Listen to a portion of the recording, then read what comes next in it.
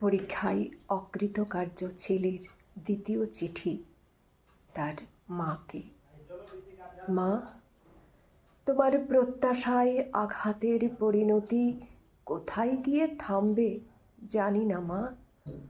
ভালো রেজাল্ট না করতে পারাটা কি পাপ? অক্ষমতার শাস্তি যদি কিছু থাকে তবে তাই দাও মা, মাথা পেতে নেব।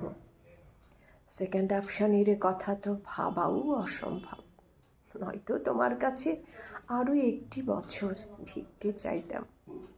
নিম্নবিত্ত পরিবারে লাগাম ছাড়া স্বপ্ন দেখা ঠিক নয় মা। যেন মোবাইল পাগল, রকচটা, বুক চিতিয়ে হাঙ্গামা আর কথায় কথায় বায়না করা বন্ধুগুলো আমায় দেখে এখন ফিক ফিক করে হাসে।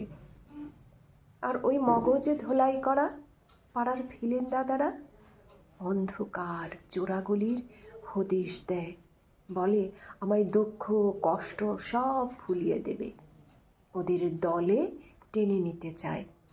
আমি হলপ করে বলতে পারি, একটা নীতির কড়া অনুশাসনে বেঁধে তুমি আমায় মানুষ করেছ। ও পথ মারাবো না মা, সিলিংয়ে ঝুলে কিংবা রেল লাইনে মাথাও দেব না। তবে বেশি গুরুত্ব দিয়ে যত্নের আতিশয্যে আমায় ব্যস্ত করে তুলেছ। তোমার মুখের উপর বলার সাহস বা ক্ষমতা কোনোটাই ছিল না আমার।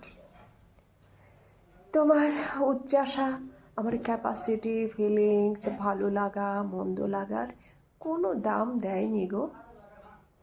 তবে হ্যাঁ, বাবা তোমার এই ইচ্ছেপনার রাশ টানতে গিয়েও তোমার দাপটের কাছে বারবার হেরে গেছে।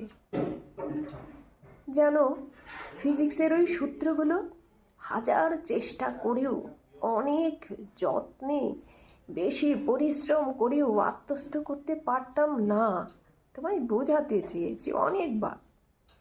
আমার উপর রেসের ঘোড়ার বাজি ধরাটা ছিল নেহাত অপাত্রে দান, ঘাম ঝরানো টাকাগুলো ইনভেস্ট করাটা ছিল নেহাত ভুল। তোমার থমথমে মুখ আসন্ন ঝড়ের ইঙ্গিত, সে ঝড় আমি সামলাতে পারবো তো মা?